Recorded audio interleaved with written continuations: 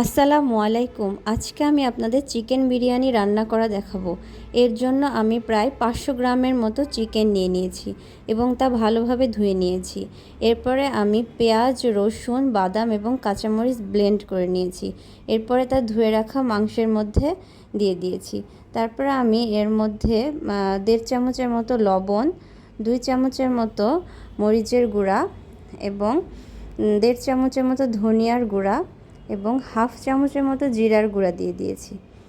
এরপর এর মধ্যে আমি আরও 3 টেবিল চামচের মতো টক দই দিয়ে নিয়েছি। এরপরে আমি প্রায় 1 প্যাকেট বিরিয়ানি মশলা এবং 1 চামচ চিনি অ্যাড করেছি। এরপরে শেষে আমি সরিষার তেল অ্যাড করেছি এবং তা ভালোভাবে মাখিয়ে নিয়েছি। এরপর আমি এটা ম্যারিনেট করে রেখে দেব কিছুক্ষণ।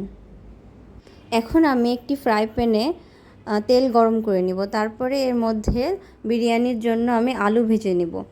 এরপর আলুগুলো তুলে রেখে আমি পেঁয়াজ বেরেস্তা করে নিব একই তেলের মধ্যে। তারপর আমি পেঁয়াজ বেরেস্তাগুলো উঠিয়ে চিকেন রান্নার জন্য পেঁয়াজ ভেজে নেব। এরপর ম্যারিনেট করে রাখা চিকেনগুলো আমি দিয়ে দেব এবং ভালোভাবে নাড়াচাড়া করে ঢেকে দেব। চিকেনটা প্রায় আমি 15 থেকে 20 মিনিটের মতো রান্না করে নেব। তারপরে এর মধ্যে আমি ভেজে রাখা আলুগুলো দিয়ে দিব। তারপরে ভালোভাবে মিক্সড করে ঢেকে দেব। এরপর 15 থেকে 20 মিনিট পর ঢাকনা উঠিয়ে আমি চিকেনগুলো ভালোভাবে নাড়াচাড়া করে দেব। তারপরে আমি এর মধ্যে ধুয়ে রাখা চিনি গুঁড়া চাল দিয়ে দেব। আমি এখানে প্রায় 500 গ্রামের মতো চাল নিয়েছি এবং 500 গ্রাম চালের জন্য আমি প্রায় 1 লিটারের মতো পানি গরম করে দিয়েছি এবং তা এর মধ্যে দিয়ে দেব।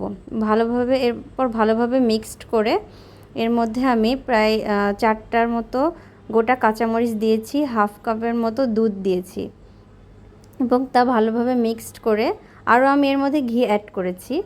তারপর আমি তা ভালোভাবে মিক্সড করে ঢেকে দেব। এরপরে 15 থেকে 20 মিনিট পর আমাদের biryani ready. Please like and subscribe.